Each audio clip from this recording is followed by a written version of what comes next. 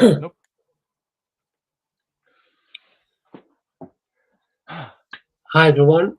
Sorry for the delay. I Nope. accidentally unplugged my my laptop, so I had to restart it. Ah, lovely. Yeah. So yeah. We will obviously be covering some latest news, and then we will more than likely dive right into chaos.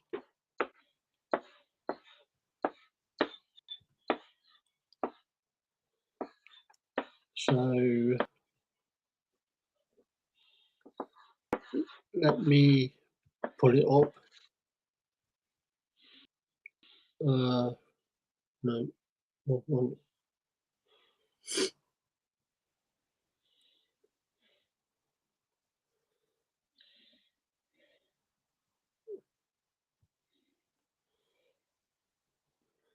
Let me see. Let me go to. So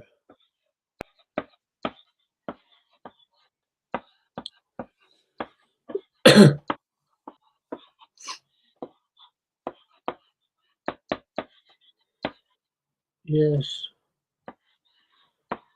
Right. So the first. For God's sake. There, I gave us a title.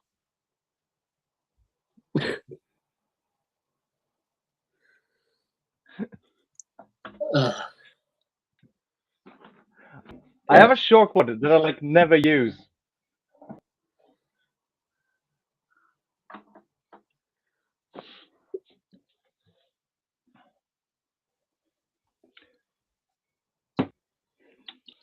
Glömmer bort allting när vi vaknar. There we go. So the first article is on the Telegraph. No. Yeah. Sorry, I missed one thing. I counted wrong.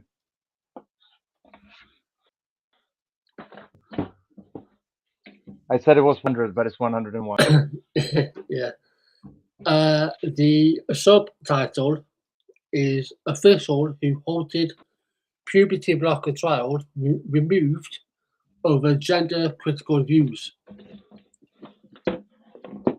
And then underneath that, Professor's social media posts backing J.K. Rowling were exposed after his concerns led to postponement of controversial study.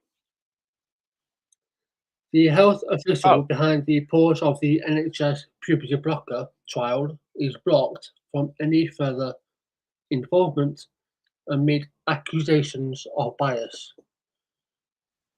Professor Jacob George is said to have raised concerns over the trial after taking up his role as the Chief Medical and Scientific Officer at the Medicines and Healthcare Products Regulatory Agency (MHRA) earlier this year.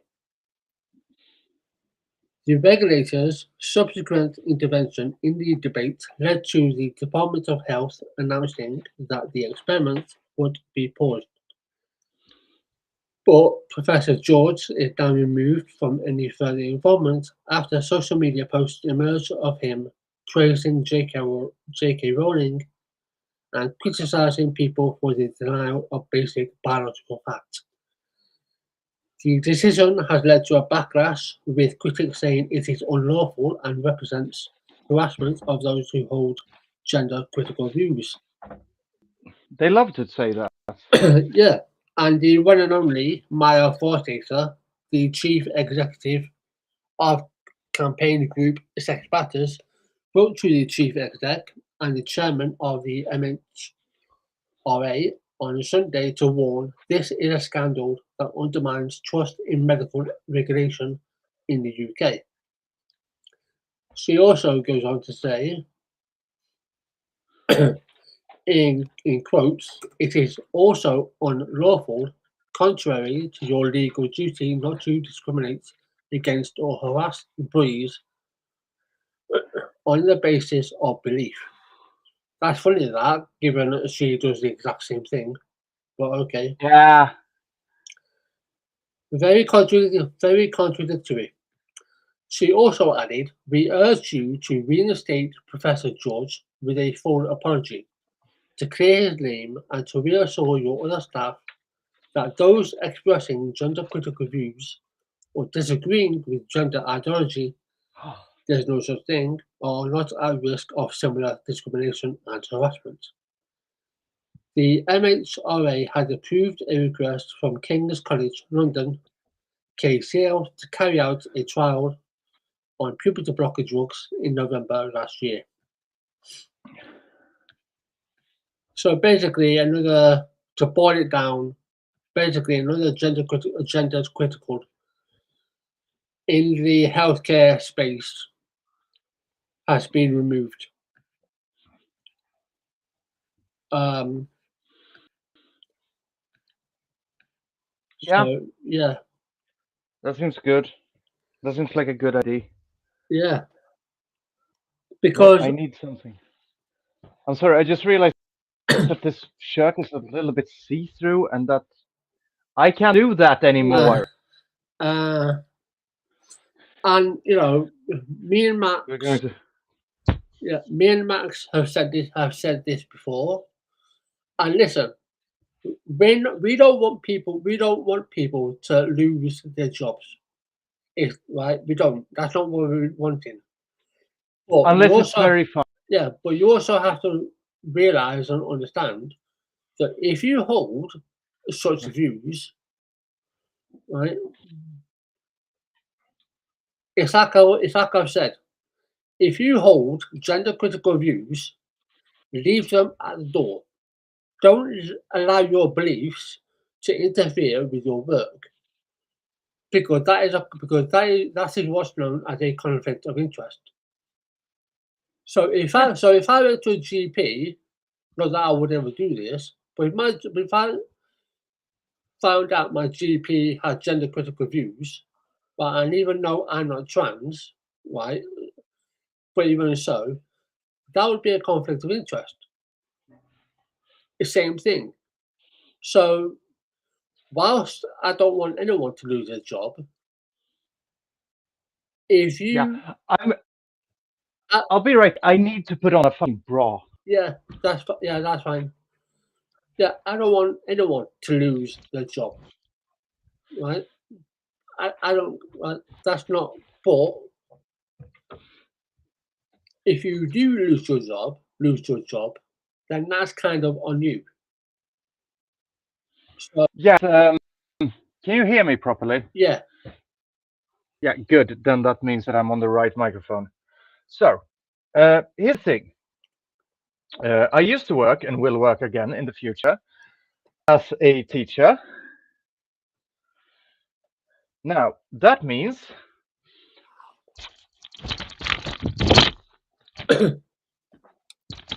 sorry, I dropped you there for a moment.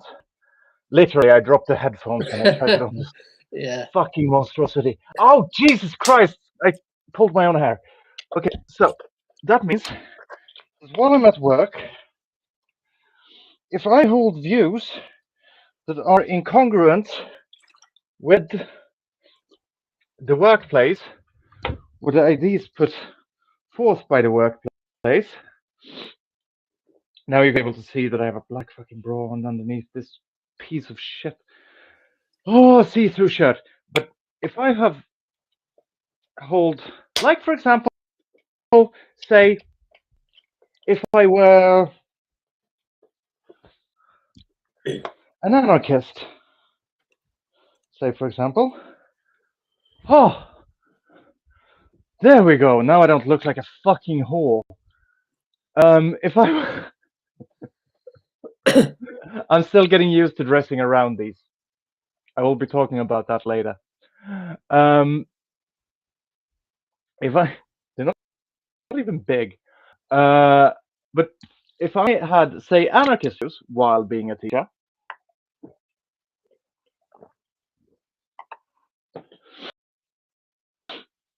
I need to be completely open about that. I need to not say stuff like, we need to burn down the parliament in Sweden. I need to not say, I believe you should all go out and get guns. Because that's not what I'm there to do. Like, I'm hired to do a job. I'm hired to be in a sort of,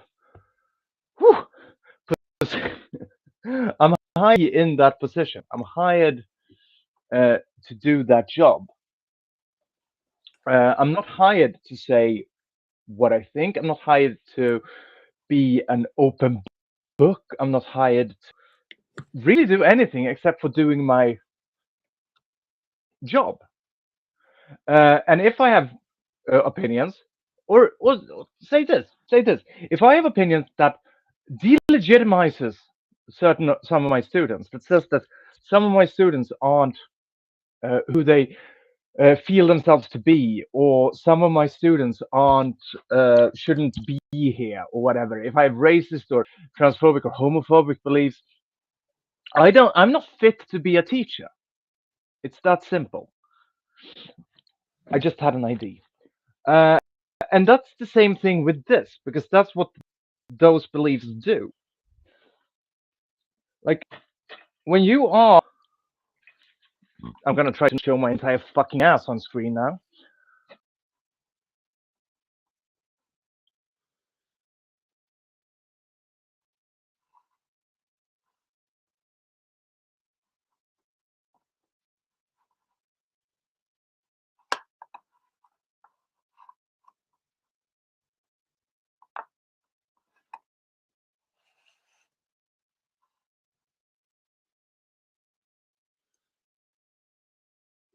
Yeah.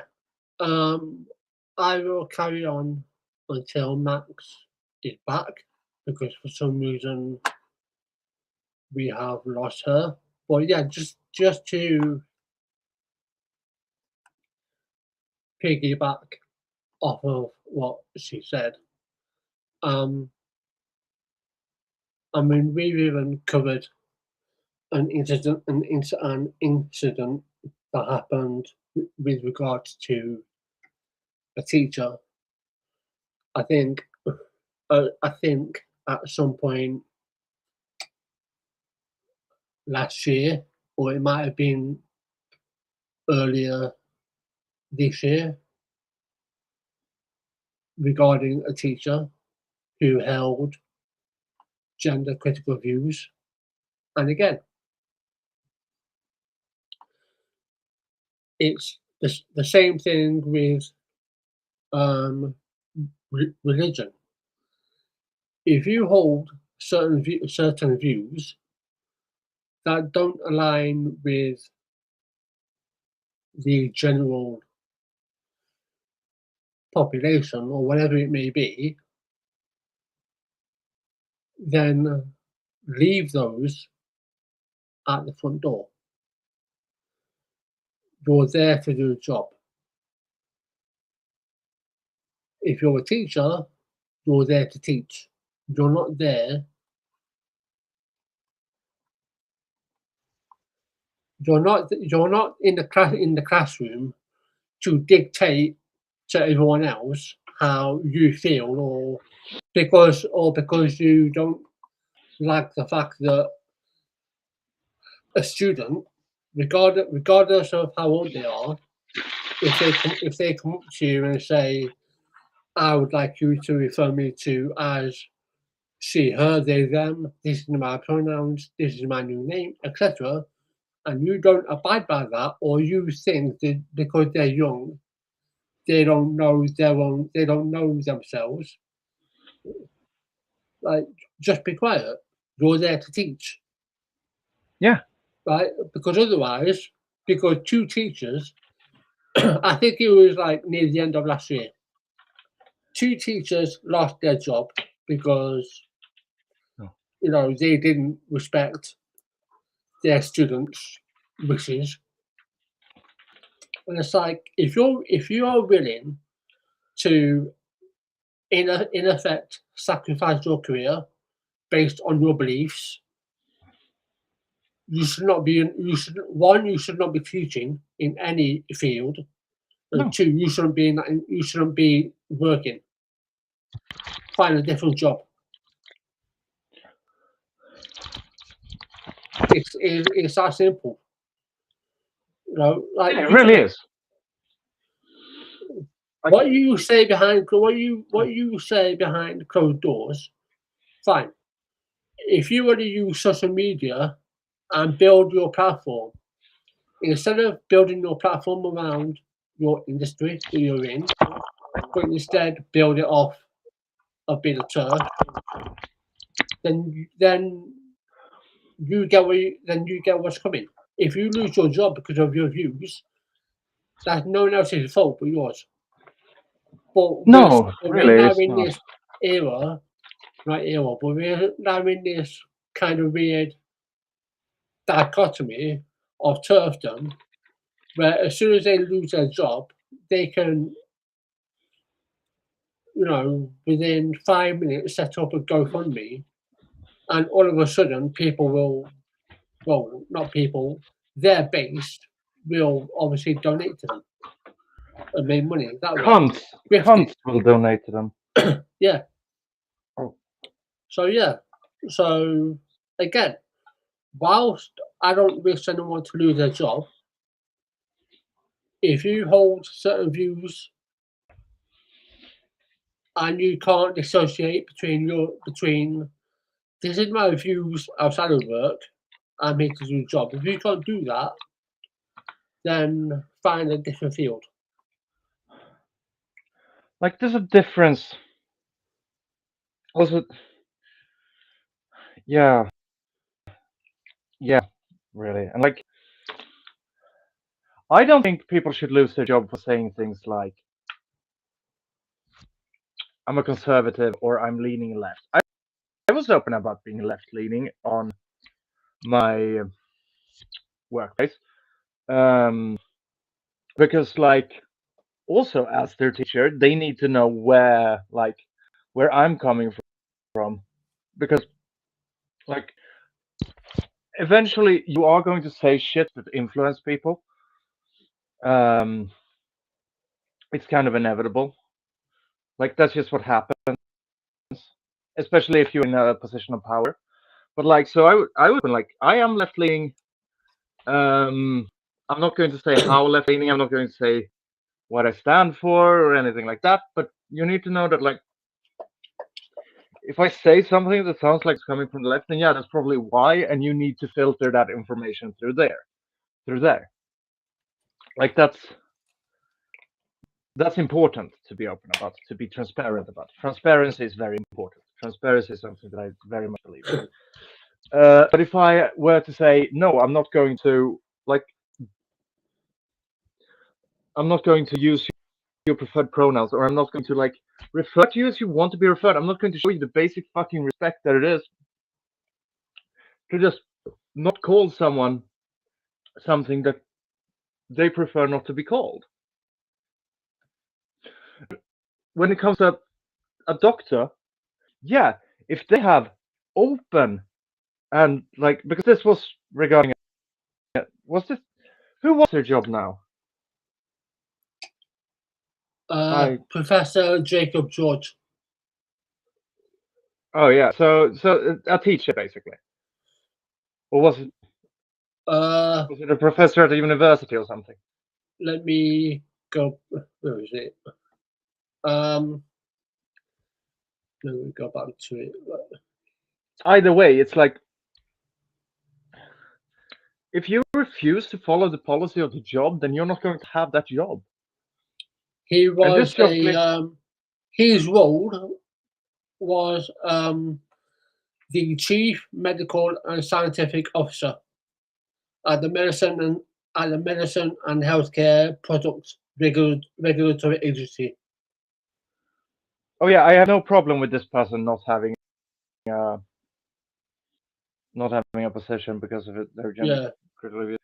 He's like, first and foremost, being transphobic is anti-science, and we know that. Like it's been established time and time again. It's an anti-scientific belief. Yeah. I'm gonna talk a little bit.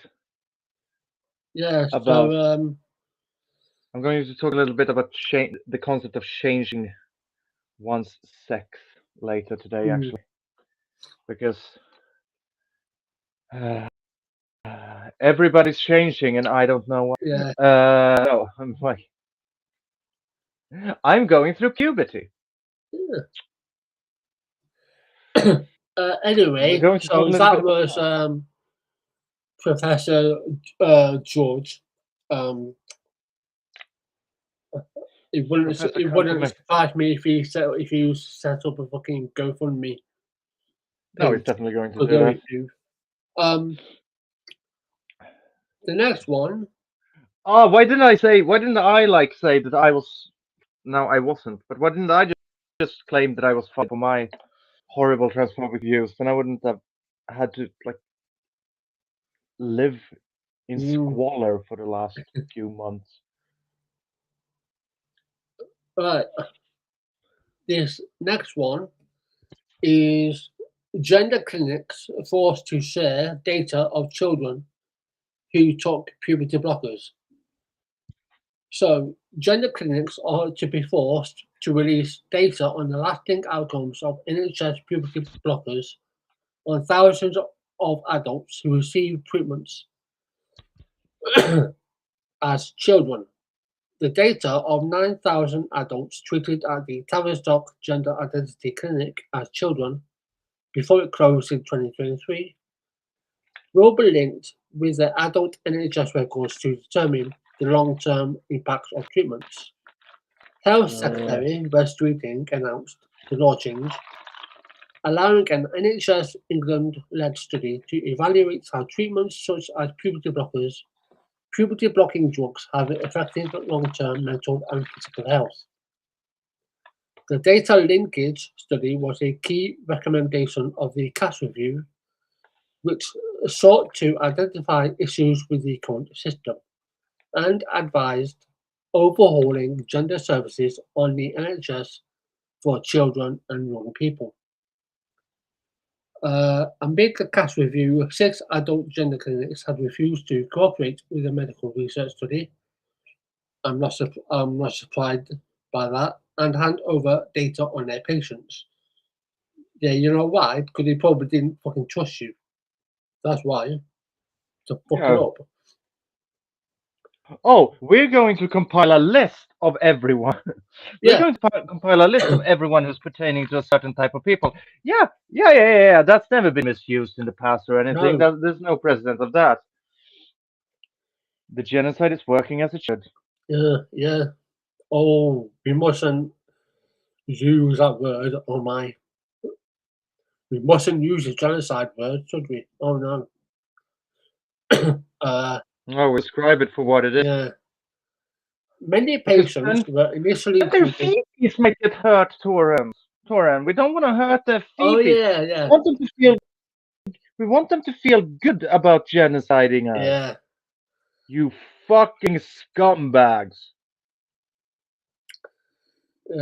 Many patients were initially treated with puberty blockers as children before being transferred to adult clinics for cross-sex hormones and gender reassignment surgery. Campaigners said that a planned clinical trial of puberty blockers by King's College London should not have been permitted before the data from children who had already been put on the drugs were reviewed and released. Announcing the new legislation to facilitate the data linkage study, Mr. Streeting said, It is my clear expectation that all relevant organisations will now provide the data required to complete the study. The study will not require active participation by patients, but rather experts will seamlessly analyse their data already held in national records. A spokesman said, that's all well and good, except I don't fucking trust you people to handle this. A spokesman said, analysing existing data to better understand the needs, experiences, and outcomes of people who had been referred to previous child gender services, but which does not involve new treatment or trials, will help to inform future decisions on gender care. Fiona McKenna, director of campaigns at the sex-based rights charity Sex Matters, claimed the move to activate the data linkage study will be welcomed by the many parents, clinicians, and campaign groups who feel that gender-distressed children have been let down by the health service.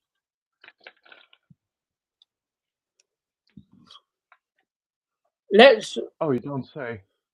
Let down by the health service.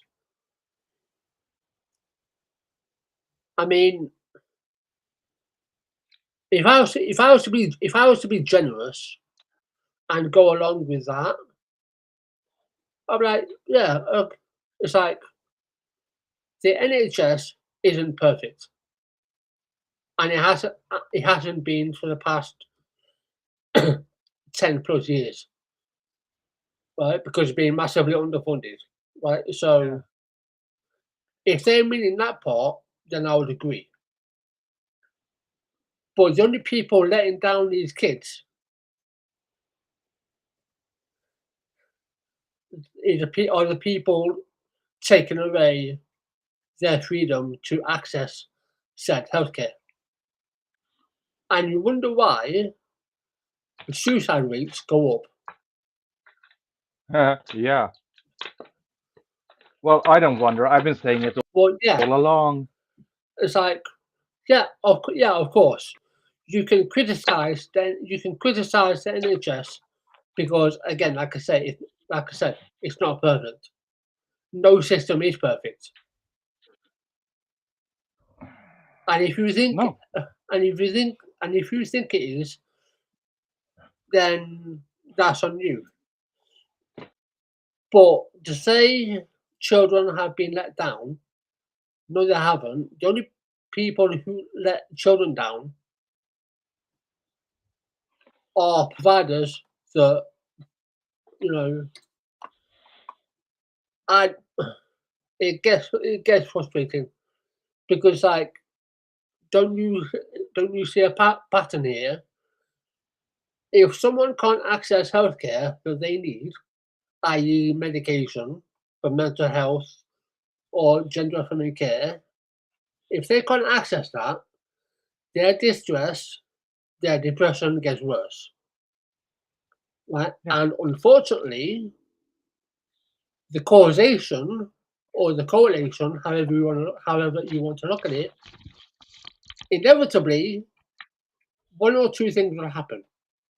Either they get access to healthcare or the medication they need, and their depression, suicidal ideation decreases. If you are a trans person, a trans child, your distress decreases, right? For a better word, right? And you remain on this earth. Or you could continually deny that young person, access to healthcare medication that they need, and they will inevitably 9 times out of 10, unfortunately, unalive themselves. So that's one or two. So that's one or two choices. But clearly, our government in the UK, apparently they're okay with children dying, anyone dying. To be honest, Not discounting the genocide going point. on, but that's a different topic. So yeah. I mean, oh no, we can't allow trans kids or trans adults to access gender-affirming care, but it's okay for cis people. Oh yeah, I'm going for my plastic surgery next week. Oh great. Oh, I want a rhinoplasty, or I want a facelift. yeah. Oh no, we can't. Oh no, we can't allow you to do that. But that's completely fine. That's completely fine for cis people to do. Yeah. Because they're cis, and like, I don't know. I'm getting. It's the same thing. Yeah. It's literally the same fucking thing. Now, personally, don't really want any surgery. I would like some laser hair removal thing. Definitely going to get to that if I ever get money again. But yeah, and I'm sorry, people. Be worried when they say things like we are compiling a list of this. Yeah. Like when the people who want to kill you, when the people who want you dead are telling you, hey, we've been thinking about making a list out of this. Oh, now I got much higher. There. I'm trying to find a good way to sit. They say maybe I'm going to have to stop sitting on the floor at all times. It's getting. But when the people who want you dead start telling you, now we want to compile a list of you and everyone like you. If you aren't worried by them, what the fuck is actually wrong with you? Like, what is your fucking issue at that point? How happily will you be marching to the concentration camps? How happy will you be entering the gas? You people will be juggling when you're pushed into the gas chamber. You will be leading them there. You will be thinking, oh, we're just out on a little hike. Yeah, a hike to your fucking death. You're on a death march and you are perpetuating it.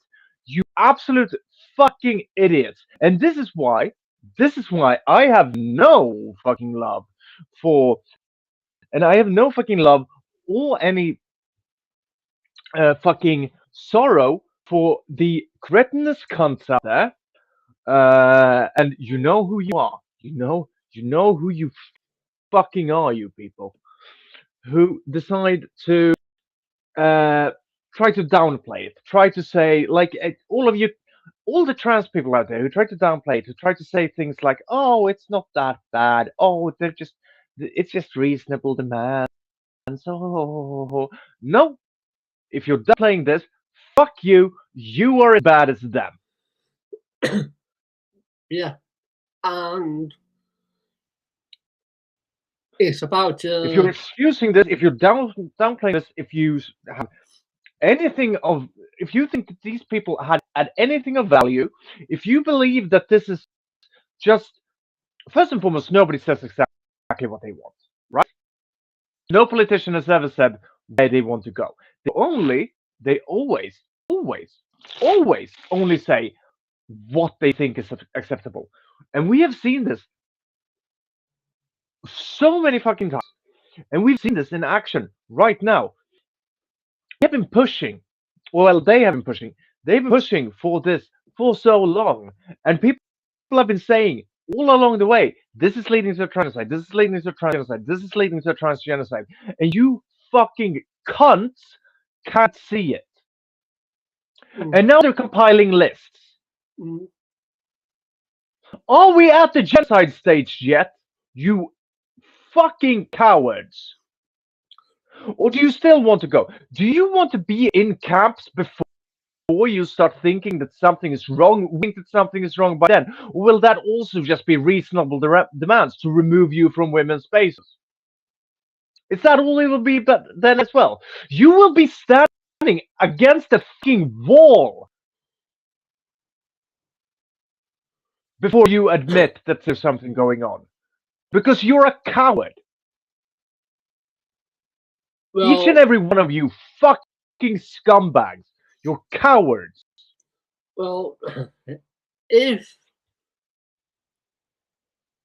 what this next article says is to be true, then it's about to get worse, because this week, and this article is from a week ago, this week, England's National Health Service threw up yet another roadblock to gender-affirming care for transgender youth in the UK.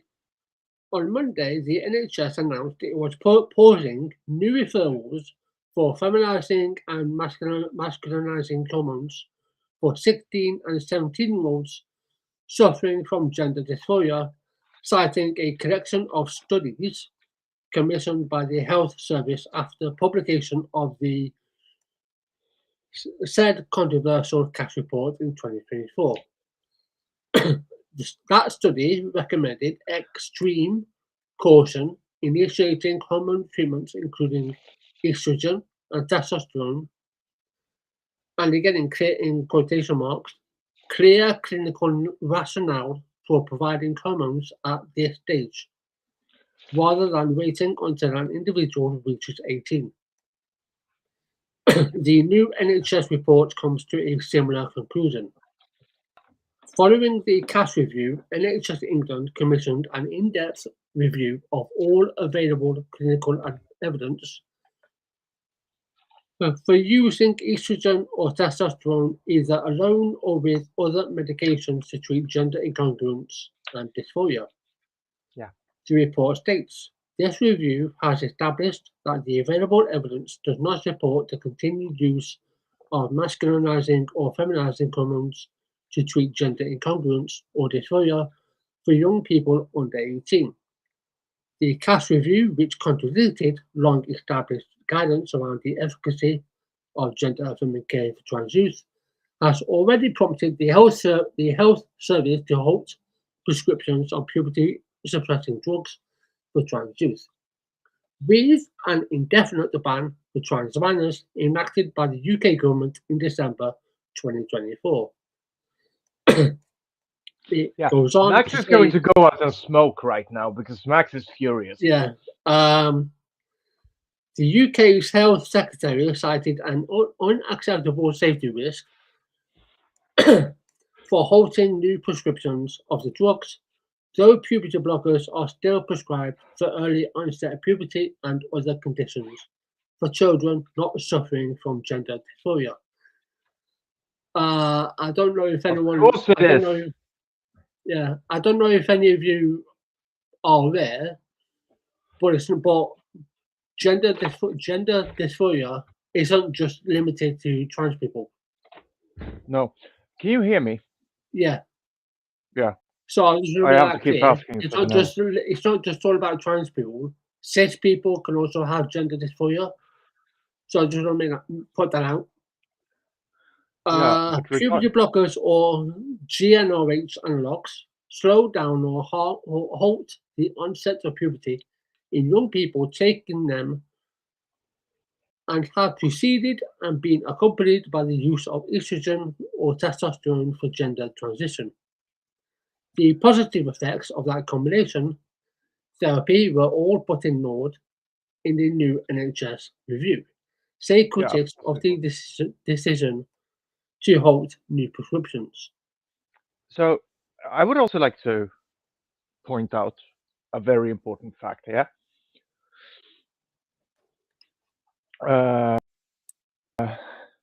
Because we checked this. We checked this on air. We checked this live on air once. Early onset puberty or precocious puberty is almost never dangerous. The problems with it stem from cultural, from personal, from mental health issues that can arise from it. But on a purely physical level, it's not bad for the body to enter puberty early. That's true. That is true. Sometimes it can be caused by a tumor. That can be checked. You can check that. So the only argument for puberty blockers for cis kids is that they don't want their puberty to start, which is a good argument. That's a good argument when you're talking about ending puberty, like at age 6 or 7 or something like that. That is a good argument, but it's not bad for the body. It's not dangerous for you to do. The argument for trans people to use puberty blocker is the same. It is precocious puberty. It is early onset puberty for all trans people because they don't want. And the harm that it does further on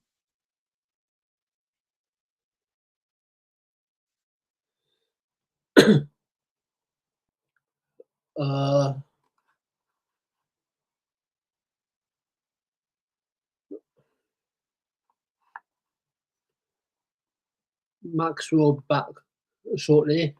Don't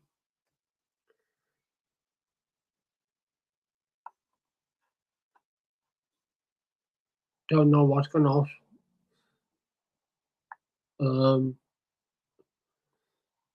She might have accidentally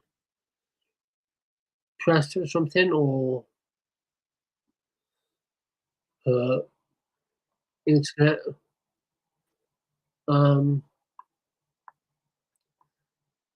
What is going on now? Okay, there. Did my entire spiel get cut off, or did you hear any of it? We heard some of it, but obviously you got cut off. Yeah. So basically, what I was saying is just that, like, the argument for trans and cis kids blockers is actually the same. It's the same argument. It's not because early onset puberty in children, it's not dangerous. It's almost never dangerous. It can be if it's caused by a tumor, but then you check out that and you make sure that that's not it. But like puberty blockers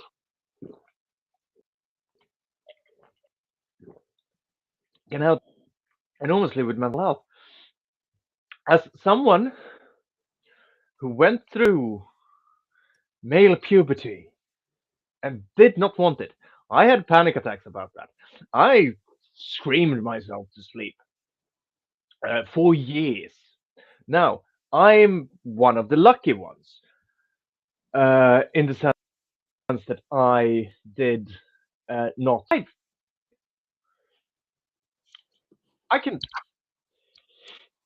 can present like a cute little one, but like I'm not. I didn't go through the puberty that all the other people in my family who went through male puberty. I have a trans brother. I don't know if I ever mentioned this. I have a trans brother. He started losing hair. Yeah. Instantly, because we have early on we have a very strong male pattern baldness in my family. That's actually how I kind of figured out that I have a very low testosterone level, even from the start. Like my testosterone is on the floor, even from the start. Which is why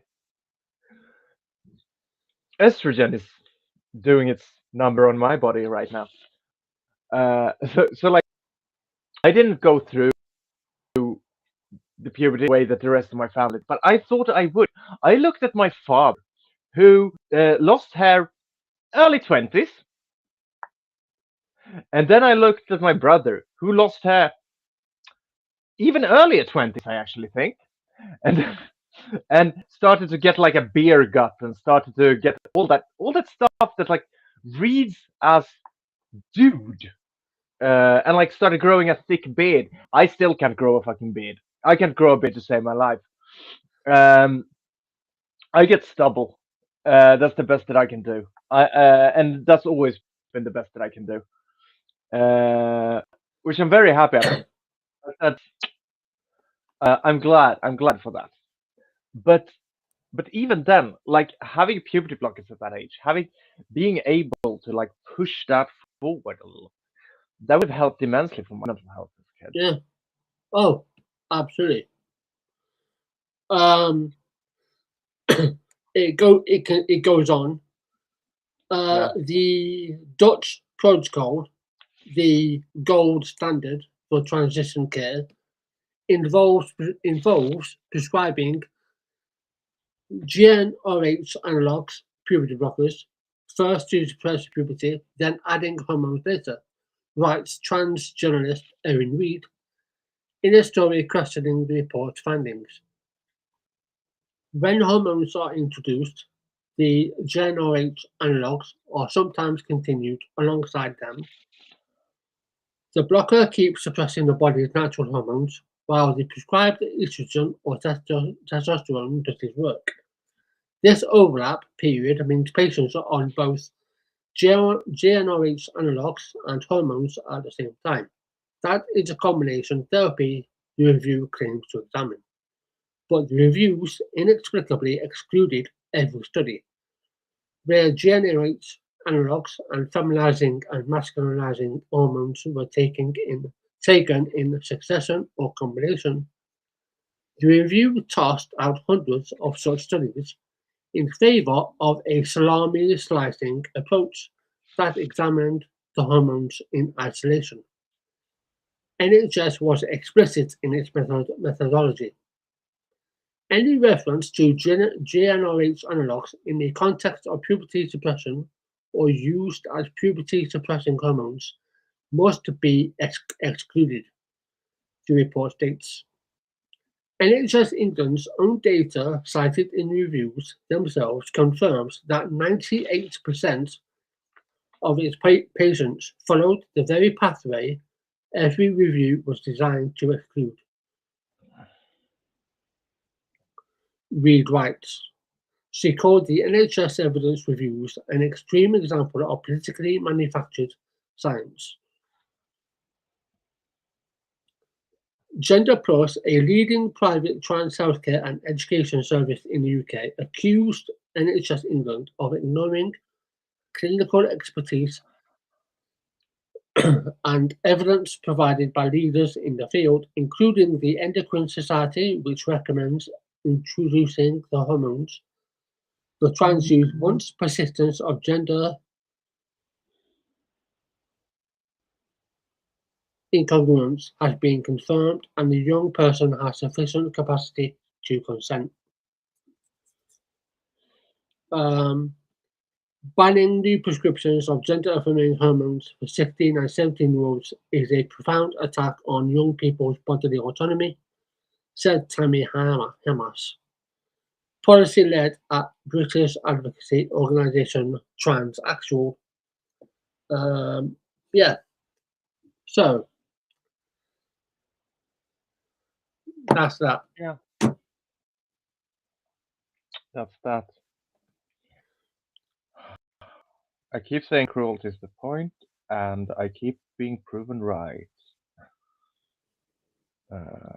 Because there is no other reason. There's no other fucking reason. For this bullshit.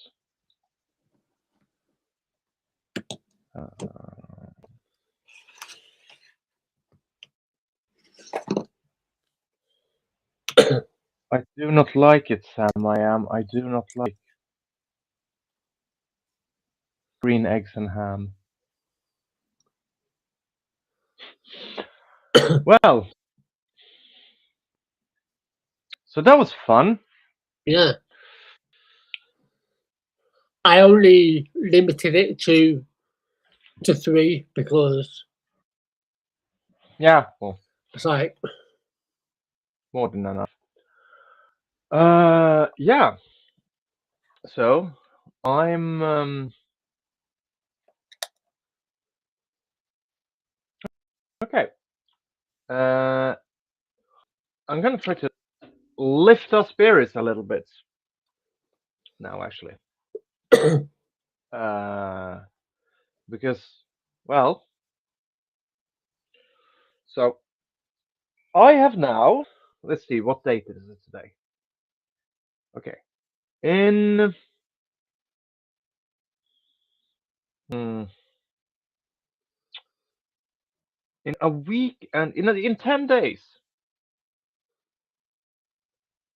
Hmm, yeah, that's about right. So,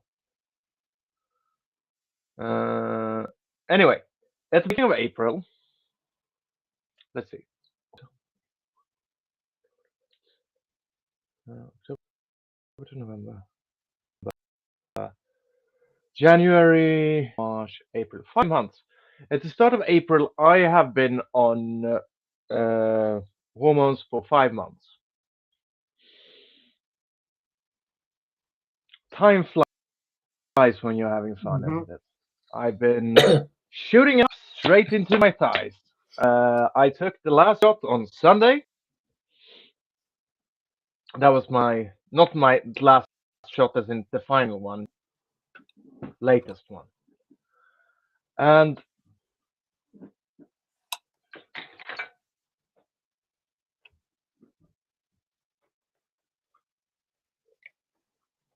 what the fuck? Oh, it's this. I'm sorry, I saw something black around here, and I needed to know what it was, and it was my screen. Um, yeah. So, 5 months in, and boy, are there some changes. For example, I have never worn this shirt before. This is the first time wearing this shirt in my life. I got it from a friend, um, who gave it to me. And two things I didn't realize. If I'm ever wearing this shirt, I can under no circumstances anymore be braless, because if you want to see my nipples, just rewind to the first few minutes of this episode. And I tried desperately to hide them, because I'm starting to get tits. I'm starting to get tits. They are tiny motherfuckers, but this shirt apparently doesn't appreciate that fact and just pushes them in front of you. It's like I'm wearing a fucking turtleneck, even though it's not a turtleneck. I don't know if you ever noticed that, but tits in turtlenecks, they're like 3 sizes bigger. I've reached the point now where I need to wear bras and wearing clothes that I used to do. Clothes that I used to wear has become like a hassle if I don't want anyone to notice the fact that I am growing tits. And sometimes you don't want people to think about that. Uh, which is an experience. So here's hi everybody, here's my puberty blog.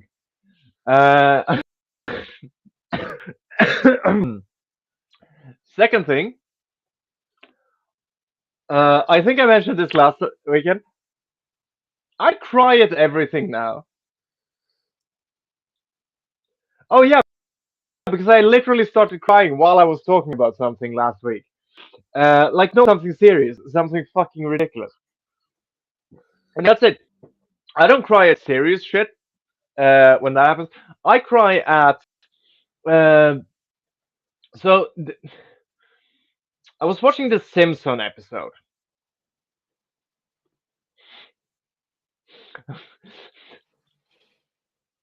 First of all, there are some Simpsons episodes that would have gotten me to tear up before this.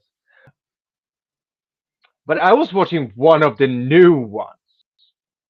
Like I was watching the latest because I had a binge of the future episodes in The Simpsons. If you don't know The Simpsons, where have you been for the last 37 years or so? But apparently they made a future episode this year. They made a where Maggie actually speaks for the first time. And it's her about Bart and Tina. Bart and Lisa are teenagers, don't really appreciate being teenagers. Marge is going into premenopause, doesn't really appreciate going into menopause. And at the end, because Marge has been trying to reconnect with Lisa, and she goes like, "Oh, remember when we used to sing this?" Sorry, I need to. Oh, we always used to sing this song, Lisa. That's my best Marge. And then on the radio plays "If You Like Pina Coladas," like the Pina Colada song. Mm-hmm.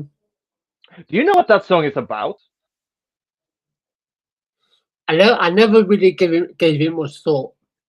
No, I'm going to tell you what it's actually about later because it makes it all a lot weirder. But yeah, and Flanders being remarried again after God already being remarried because he got remarried to Edna Krabappel. Didn't pan out because she died. Because the voice actor died. Oh, So they, yeah, so they kill her off, which means that he's a twice widower at this point. Great, but he's getting remarried to someone. Don't know if we've seen her before. Don't really care. I just watched this episode because I watched all the future episodes. And Lisa is supposed to be performing at the wedding, but doesn't want to. And at the end, she does. And she says, "They wanted me to, Mr. Flanders asked me to play Perfect by Ed Sheeran, but I'm not going to. Instead, this one is for you, Mom." And then she starts playing the Pina Colada song.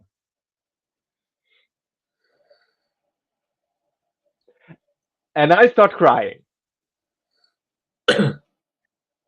That's the level of shit that makes.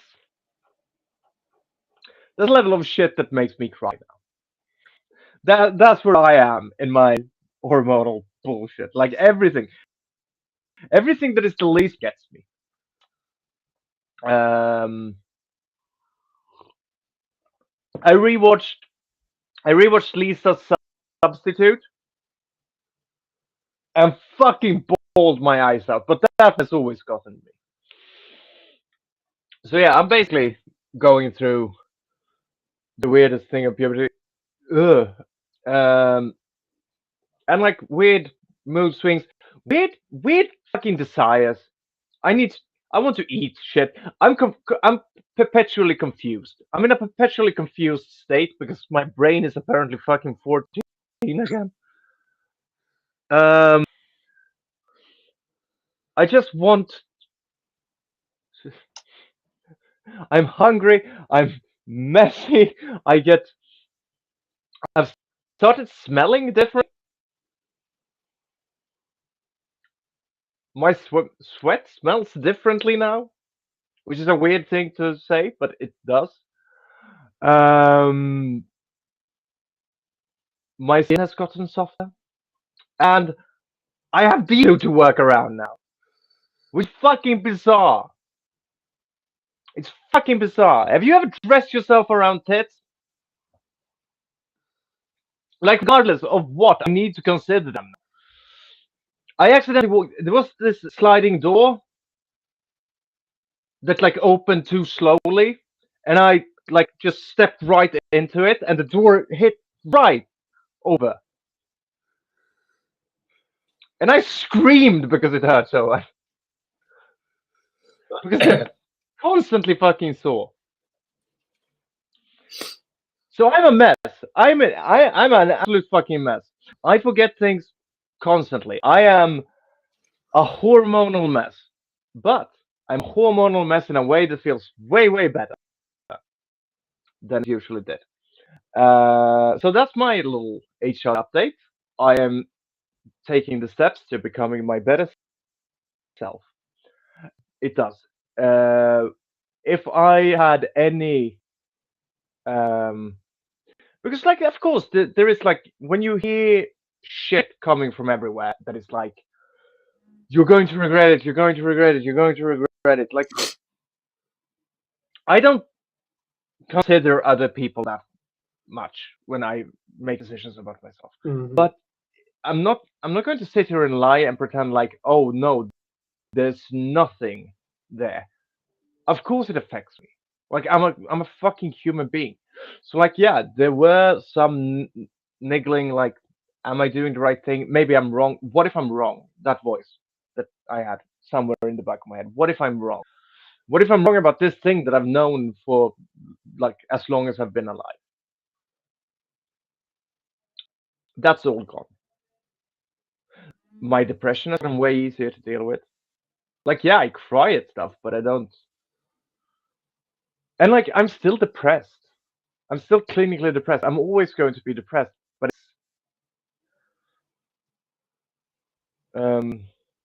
it's easier to deal with now. Everything feels easier now. It's the best way I can deal with it. Like, I'm going through fucking hell at the moment. Like, my last year has been not good, but I'm managing that in a way that I have never been able to manage. Like, I can manage my mental health now way.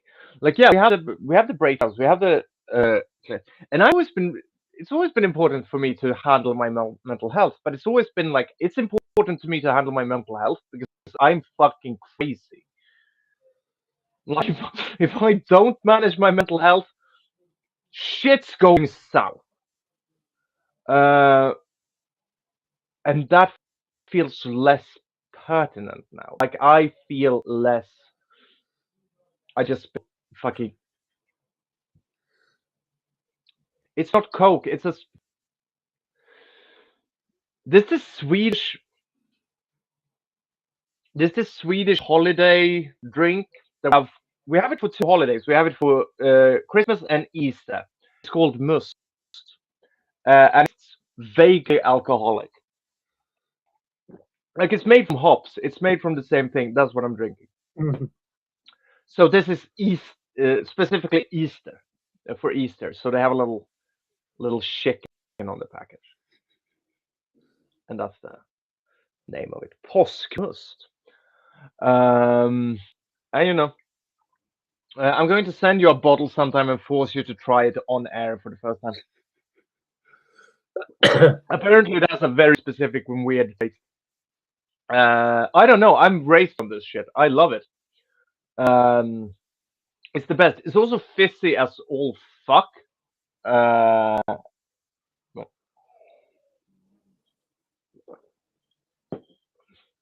but it doesn't like.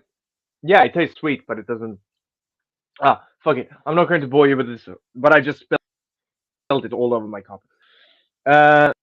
But I feel like in the lowest moment of my life, I feel better than I would have ever felt otherwise. Like, do I feel better than I've ever felt in my life? No, because right now life isn't that grateful. Do I feel better than I would have like before I started doing the hormones? Yeah, I do. And that feels good. Like, it feels I'm doing something. Also, I got somebody wanted my book, so I'm in talk with a publisher right now. Awesome. We'll see if they like, but I got a really good. They gave me a really good like some really good notes on it, and they were really good because they just really liked it. They really liked it. Like, they thought it was great. So that feels great. That feels really good. I don't know if I'm going to go through it. We're going to we're in talks, and we'll see what will happen with that. But might not have to republish it. Might not have to publish it myself.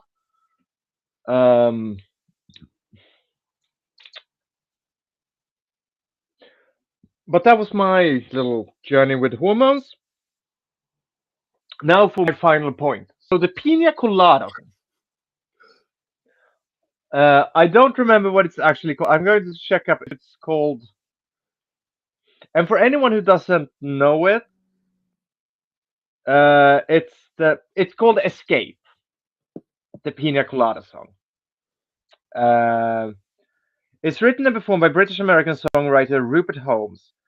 I'm going to just read you the lyrics, and we're going to see if you can catch up on it. I was tired of my lady. That's the first line.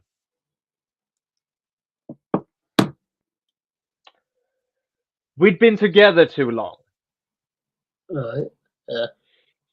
Like a worn-out recording of a favorite song. I fucking hate this song, by the way. I'm going to say I fucking hate this song. So he's tired of his wife. So while she lay there sleeping, I read the paper in bed. And in the personal columns. So basically, he's checking out fucking like what are the personal columns, but there's what is it called? It's like he's looking for people. He's looking for someone else. There was this letter I read. And this is where the chorus comes, because that's the letter he reads is the chorus. If you like pina coladas and getting caught in the rain, if you're not into yoga, if you have half a break, that's why it's written like that. That's like, if you do these things that I want to say to you. If you like making love at midnight in the dunes of on the Cape, then I'm the love that you looked for. Write to me, Escape. That's why it's called Escape. And I'm going to keep reading because it gets better. So basically, what do you have here? What is this about? This is a song about a guy who is looking to cheat on his wife. And he finds the worst fucking ad ever for doing that. Contact ads? I don't know. That's the Swedish word for it. I don't know. Love ads? That sounds like you're hiring a prostitute. I didn't think about my lady. I know that sounds kind of mean. But me and my old lady, oh yeah, great, rhyme lady with lady, you fucking idiot, had fallen into the same old dull routine. So I wrote to the paper, took out a personal ad, and though I'm nobody's poet, I thought it wasn't half bad. Yes, I like pina coladas and getting caught in the rain. I'm not much into health food. I am into champagne. I've got to meet you by tomorrow noon and cut through all this red tape at a bar called O'Malley's, where we'll plan our escape. So now he's going to meet this girl.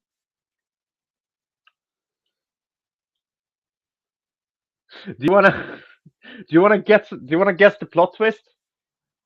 Do you think he fucks her? No. So I waited with high hopes, and she walked in the place. I knew her smile in an instant. I knew the curve of her face. Do you see where this is going?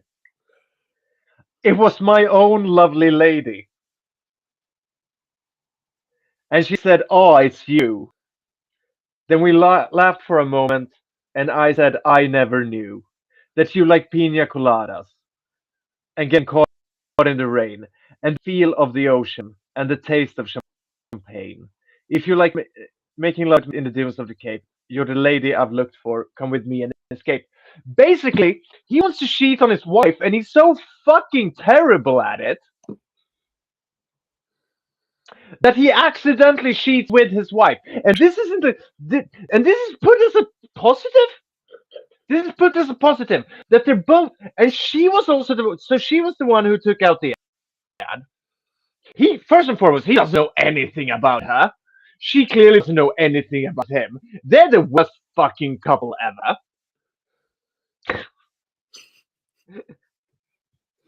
I don't know if you noticed, but I really fucking hate this song. They're the worst fucking couple ever. And then it's like, they take that as a thing that they should be together? No! This is a sign that you should run away from each other. You're the most toxic fucking bullshit couple I've ever heard. This is a fucking joke. And it's a poor joke at that.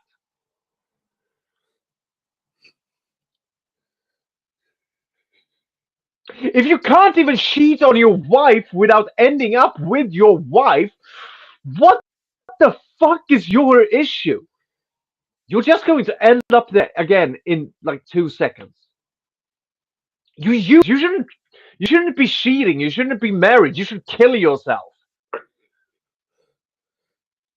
Yeah. And your wife too. Take her with you. You fucking cretin.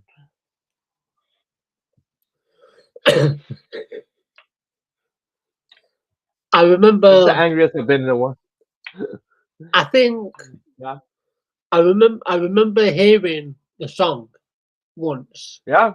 If you like pina coladas. Now we're getting to more choice. Whatever. Getting caught in the rain. It's the most cheesiest song ever. Not as cheesy now that you know that it's about cheating. Well, yeah, yeah. That was the funniest bit about it, because as Lisa was playing it, it cuts to Homer, who just goes, like in the Simpsons episode, it cuts to Homer, who just goes, weird song choice for a wedding to have a song about an affair.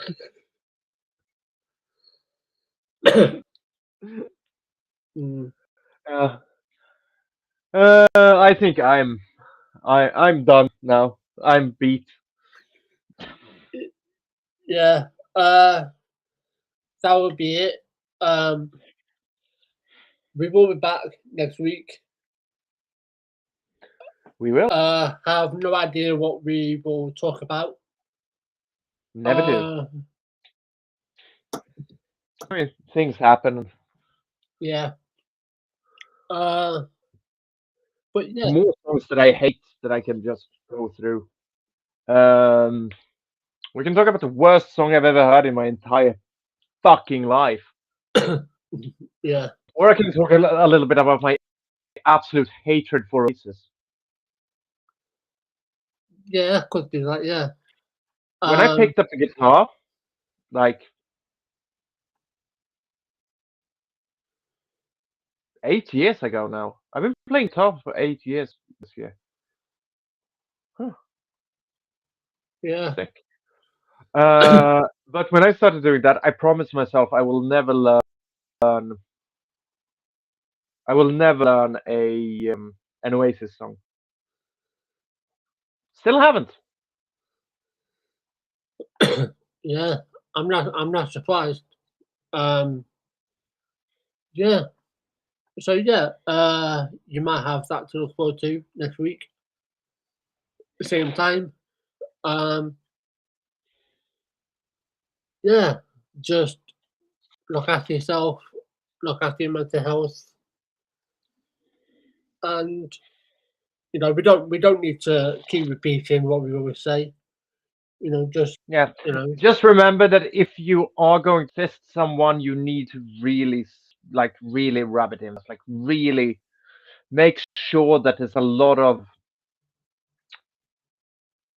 lube on your hand, and don't go in. You don't go in. You work your way in. Like start with a few fingers, and it's not like because that's what Bo Burnham calls uppercutting. Yeah. So yeah, on that note, we'll leave it there. Yeah.